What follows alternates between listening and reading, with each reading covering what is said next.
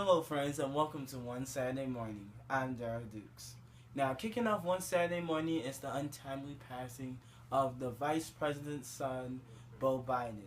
Now, Beau Biden passed away this past week because of a brain aneurysm, and here's a couple facts that you need to know. Beau Biden was the 44th Attorney General of Delaware, and his birth name was Joseph Biden III. While Beau was younger, his biological mother and his sister perished in a horrific car crash, which led to his father being sworn in the hospital, where him and his younger brother were being taken care of. So here's the full report as it aired on the weekend edition of ABC News' Good Morning America Weekend. We want to talk about an extraordinary and very public father-son bond. Overnight, we learned that Vice President Joe Biden's son, Beau, died from brain cancer. These two men were extremely close. Here you see then the senior Biden sending his son, Beau, off to Iraq, where he served in the National Guard for nearly a year. Beau Biden was only 46 years old when he died, a two-time Delaware Attorney General, considered a rising star with a potentially bright future in national politics. And ABC's Jim Avila begins our Sunday morning from the White House. Good morning, Jim. Good morning, Paula. It is a sad day here at the White House. Beau Biden was a frequent visitor. The President and Mrs. Obama saying that they're grieving. They call him a close friend and say he will live on in their hearts. A rising political star, combat veteran, and son of the Vice President, Beau Biden lost his battle with brain cancer overnight. His entire family at his Washington, D.C. bedside. It is with broken hearts that Hallie, Hunter, Ashley, Jill, and I announced the passing of our husband, brother, and son, Beau. Beau, a father of two, born Joseph Biden III. His young life and relationship with his dad forged by tragedy. Losing his mother and sister in a fatal car accident, he and his brother Hunter nearly killed too.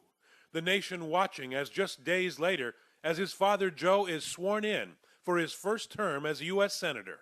The ceremony moved to the 4-year-old Beau's bedside, seen here recovering from his injuries, the beginning of an inseparable bond. A father knows he's a success when he turns and looks at his son or daughter and knows that they turned out better than he did. I'm a success.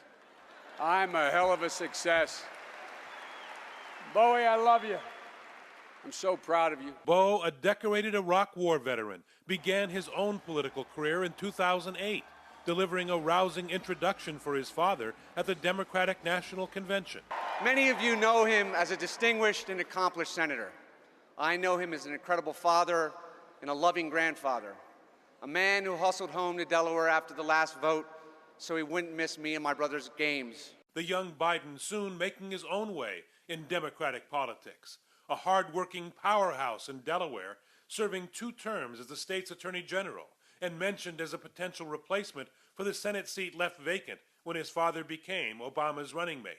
But soon his health problems began. In 2010, he suffered what was originally thought to be a stroke. And then, in another episode in 2013, doctors diagnosed brain cancer, re-entering the hospital the final time last month. Beau Biden was optimistic to the end. Just last year in 2014, he announced his plans to run for governor in Delaware. Brain cancer took him at only 46. Dan? Only 46. It's incredibly sad, and our thoughts are with the family this morning. Jim, thank you. Hi, in the Race for 270 news, Martin O'Malley has announced that he will be running as as a potential candidate on the Republican ticket, for the presidency, which he'll make him the 9th, well, technically, one of the 11th, and I'll get to that shortly, that's running for president. And the reason why I said the 11th, because as per this taping, Richard Perry announced that he's once again trying to run for president of the United States. In addition, again, this is the second attempt because the first time he failed in 2012. And also, former Governor Jeb Bush, brother of George W. Bush and son of George H.W. Bush, according to media sources, I will not confirm this, that on June 15th, that he will be making some sort of announcement at the Kendall campus of Miami-Dade College in the Kendall, like I said, the Kendall campus, which I will be reporting there throughout the day with his with information that you need to know, that he might be running for president. Again, might or might not. Let me just put it like that. But anyways, going back to Martin O'Malley. Here's a clip from CNN of him announcing his run for presidency. Then after that, we'll come back with a programming note. Take a look. Together, we made our city a safer, healthier, and better place for kids. Together, we made our city believe again, and we invented a better and new way of governing called CityStat. And we got things done.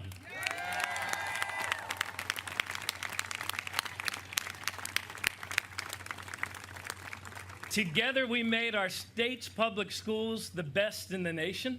We made college more affordable for more families. When you see a dad sweating through another long shift in order to give his daughter a better future, I want you to be able to tell that dad, I voted for you.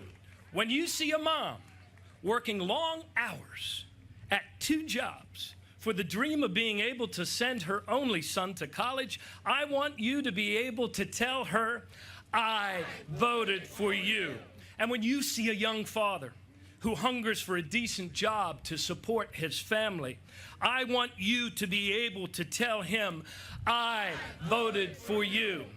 For the story of our country's best days is not found in a history book, because this generation of Americans is about to write it.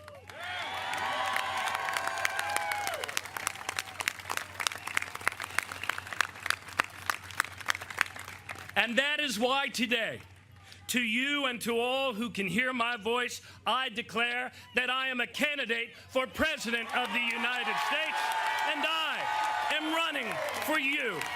May God bless you, and may God bless the United States of America. Thank you. All right, like I said before we went to that CNN clip, a programming note. We are going to air a special edition of the Race to 270, the candidates who are running so far. That's the working title for it, which will probably be airing next week, barring any other unexpected presidential announcements coming throughout the week. But next week is going to be a News Now Nation special report, the Race for 270, the candidates who are running so far, which be on the lookout for that next week. Now, turning into weather news, hurricane season is here, and here in Florida, we have been blessed to not have a hurricane hit us in the last decade. But it only takes one to shake up the landscape a bit. We already had one named storm outside of the season, which runs from now until the end of November, and the storm name was Andrea. Here's the full report from CBS flagship station WCBS in New York City with their meteorologist with the full report. Then after that, we're going to give you our hurricane schedule. Take a look.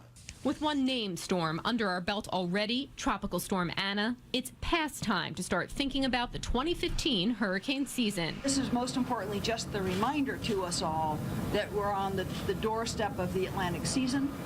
And we've got to be ready for whatever comes.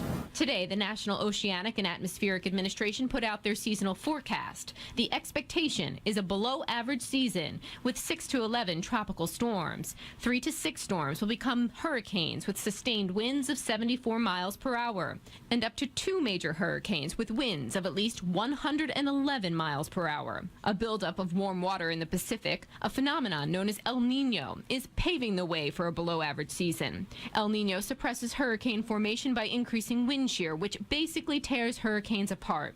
Normal sea surface temperatures should play a role too. Not as warm as they were the last couple years, so less energy from the ocean helping to drive storms as well. New York City Emergency Management says about half of the Big Apple residents have taken steps to prepare for emergencies, but far fewer are ready for hurricanes. Only 16% of us know our risk level for hurricanes, or if they even live in an evacuation zone. Fewer than 1 in 5 have an evacuation plan. No matter how many pitches Mother Nature throws at us, from only a few to a whole lot, if just one of those pitches gets through the strike zone, we can be in for a lot of trouble. You've got to get that plan ready before the bad events are bearing down on you. Hurricane season starts June 1st and officially ends November 30th, although, as we know, Mother Nature does not always stick to the rules. All right, we're back now, and if a hurricane or tropical storm aims for the Miami area, meaning the Miami-Dade Broward County area, and especially the Keys, be on the lookout on my personal Twitter page at Dukes Darrow, or my personal Facebook page, Facebook search Darrow R. Dukes, or the News 9 Nation's Facebook page for hurricane updates that you need to know, and the longitude and latitude on the information that you need to know, which will be coming at the top of the 11 a.m. hour, 2 p.m. hour, 5 p.m. hour, 8 p.m., and then again at 11. Now, if a hurricane threatens the Miami area, we'll give you news if need be, depending on the information provided by the National Weather Hurricane Center, which is based here in Miami. Now, changing subjects now. In the preview, we told you that we're going to be doing 2 segments of Keeping It Honest. We're going to get into that right now. The first one is CNN 35. June 1st, 1980. CNN came on the air after Ted Turner dedicating the network to basically everybody in America. And CNN is now, it was at the time the first cable news network, which many people say that it will fail. 35 years later, it's still on the air. Why? Because of their wonderful 2 weeks worth of breaking news coverage, reusing the same material over and over and over and over and over again, to the point that you want to just turn to Fox News or MSNBC to just get away from it. And also Don Lemon, which, if you notice, for those of you who doesn't watch CNN tonight, Don Lemon was a weekend anchor at CNN, hosting the weekend edition of CNN Newsroom. As soon as he got his little wet in prime time, Jeff Zucker, who has a good job of running NBC straight to hell, decided, you know what, let's put Don Lemon at 10 p.m. prime time to basically give his opinion on any black story there is whatsoever, and forgoing the laws of journalism. But that's another story for a different day.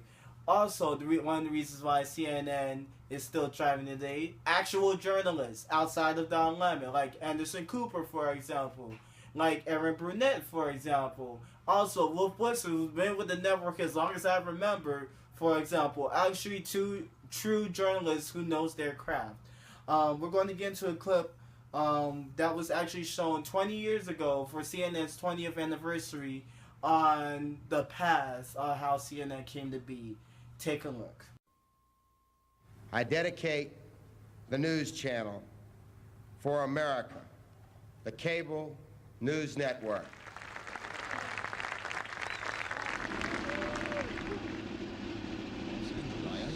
Paris, Tulsa, Denver, London, Canton, Newark, Peking, Orleans, San Diego, Reno, Nicaragua, San Francisco, Seoul, Perth, the Marianne. Stand by, ready, 3, take 3, Mike Hewer. 3, start to slow zoom in a little bit. Roll tape, take 3. Good evening, I'm David Walker. And I'm Lois Hart. Now here's the news. Welcome to our bureau in downtown Dallas. Welcome to California. I'm Mark Walton. This is Bob Berkowitz. I'm Kirsten Lindquist. I'm Mary Alice Williams, New York Bureau Chief for the Cable News Network. This is Bernard Shaw in our Cable News Washington Bureau. To me, the idea of a 24-hour-a-day all-news television network was the consummate challenge, the ultimate challenge. The General has been reappointed to a new 2-year term. When I decided to leave ABC News, they said, "Where are you going?" "I'm going to work for CNN." People were laughing at me. Why would you go to CNN after all the dues paying you've done, after what you've accomplished? Hello, we continue on the news channel. I'm Lou Waters. And I'm Renelle Lemieux. President Carter. How would you like to come to Atlanta and work for a news network had very little money, extremely long hours with no guarantee of success. And I said, perfect, that's for me. This is the first day for the cable news network, and we thought you might like to see where we live and some of our facilities. So here's a tour of CNN. It's here in master control that the signals from all of those dishes become... Newsroom was going to be wide open, totally open. We wanted everything to hang out. We wanted to show every person doing every job. We wanted to show every mistake, everything raw. We wanted the people to live in our newsroom. There's something behind me that is very new and unique to us, right? It is new. As a matter of fact, this is one of the only ones in the country that will operate this way. Now, everything was going to be off the computers. Everything we had was first-time stuff. It had never been tested in any other markets. This is A Control, where all of our directors and our producers sit to make our newscasts, our tape reports. They talk of a backstage effort. It was exciting. It was very exciting. It was doing something that had never been done before, and for a long, long time, not sure we would ever be able to do it. The man in charge here is Ted Kavanaugh. Ted, I'm sorry, excuse me. How do you put it together here? So we have a pool of producers here. Each one does 2-hour shows. They had budgeted for too few people. So I said, hey, let's do this. Let's go to the colleges and grab kids who were in TV classes there, and we'll teach them how to use this equipment and everything else. They put us through something called CNN College, which was in a hotel room nearby, and they talked to us about the philosophy, and they would talk to us about news stories. People were from all over, geographically. Some were Ivy League, some were from the South. I saw a full-page ad in Time magazine, and it just looked like a dream come true for someone who wanted to be in television news. What I was drawn to, and what many of us were drawn to CNN, was by the prospect of being able to do many things and being allowed the opportunity to pursue what it is that you wanted to do in broadcasting. Ready, camera, 1, 2, 1. Cue 'em.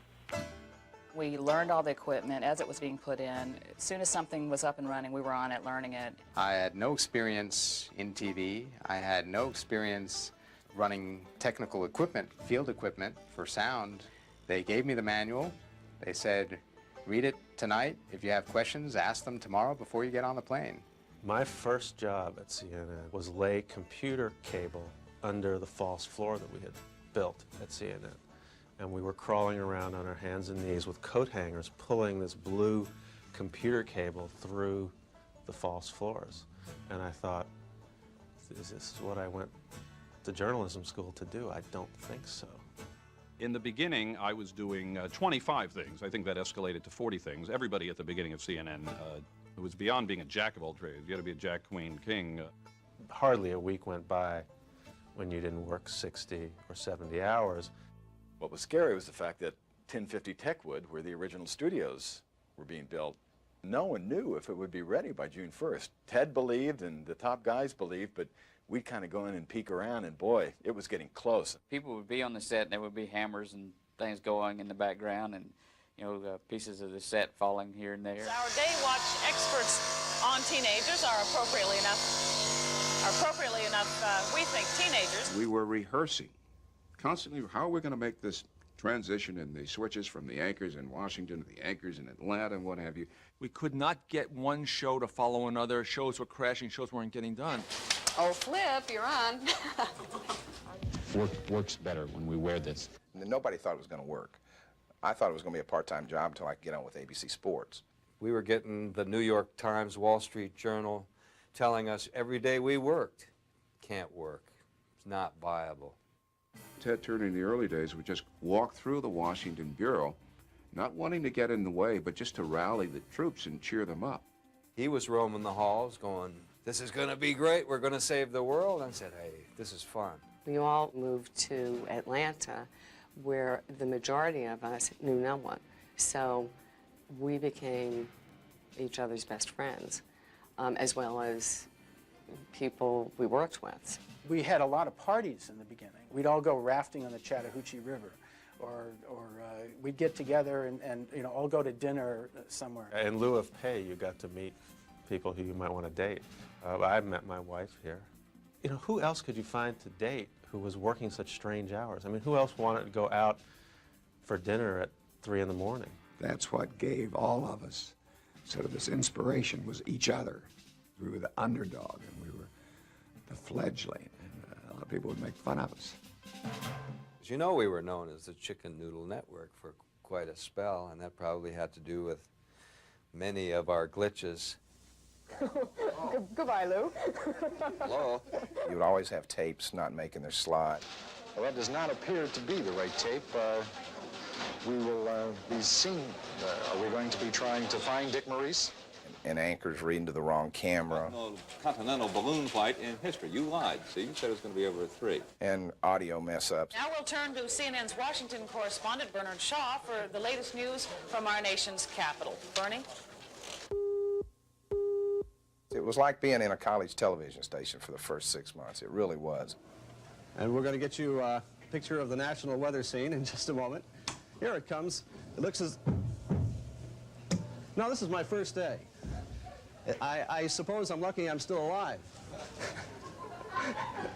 But we made it through the broadcast. I think the weather's going to be nice. And Dave, help. Yeah, I know what you mean. Those things can, they've gobbled up more good weather people in the past few months here. But I remember distinctly working on the weekends on a Saturday trying to produce a television show. But above us at Techwood was TBS, and every Saturday morning they'd have wrestling. Bell sounds and we are ready. So you'd be trying to do your news show, and there would be your anchor trying to read the news, and up above were the wrestlers, so they'd be sitting there going, 14 died in a plane crash. The ceiling would rumble, and, you know, the anchor would just look up and keep reading. I do remember one time when a tape didn't show up, I knew it, and I was just ad-libbing all over the place. I felt like Fred Astaire doing a dance number, and the director got into my ear and said, ad-lib. But I am stretching. This is how I do it. I guess Dr. Herb Tanzer isn't ready yet, but he's... And I acknowledged that I had just been told to ad-lib until they got the tape. I felt, let the audience in on what's going on. Are we ready? We don't even have it. I found out later that the audience loved it. They loved seeing us in trouble. Night, I'm Lou Waters. And I'm Kathleen Sullivan. Thank you for joining us, and we'll get better by the end of the week. Within a month of going on the air, June 1st, 1980, here this network was in Detroit covering a Republican National Convention. And then the following month, the Democratic National Convention. So we were under horrific strains, all kinds of pressures, and we managed to get through. You can depend on us being here all the time. And please, pass the word. Finally today, if you've noticed, last week One Saturday Morning aired on our Facebook page, and let me tell you why. It was brought to my attention that the folks at the Columbia Broadcasting System, CBS, has somehow, some way blocked the final segment of Keeping It Honest, which was dedicated to David Letterman's last late show for the network. This is my statement regarding the issue. I apologize to CBS for basically taking their clip, but I was not making money off of the clip. The reason why I used that clip was for educational purposes, and none of this material that I've used on One Saturday Morning or my blog, News Now Nation, I have not made a profit of whatsoever. I'm using all the stuff that you see here is for you, the viewing public, to ensure that you get caught up on the main stories that you need today. Now note, certain stories like the Kathleen Jenner or Bruce Jenner, or whatever the hell he is right about now, you see I haven't used that in One Saturday Morning, and nor I refuse to give time nor the energy to that, because let's face it, that's not news that you need to know. News like politics and the passing of a certain political figure, those are stuff that matters. And also hurricane season, which that matters to those who live on the eastern border, because we have until now, until the end of September, October, or November, I'm not too sure of it. But that's why I use these clips to better educate you, the viewing public. So without further ado, but I was going to end it, but another programming note. Within the next few months, please be on the lookout for a second edition of On Location, which is basically, if you remember, that got us high views for the Marco Rubio book signing that he did. But this time it's going to be about Outcry.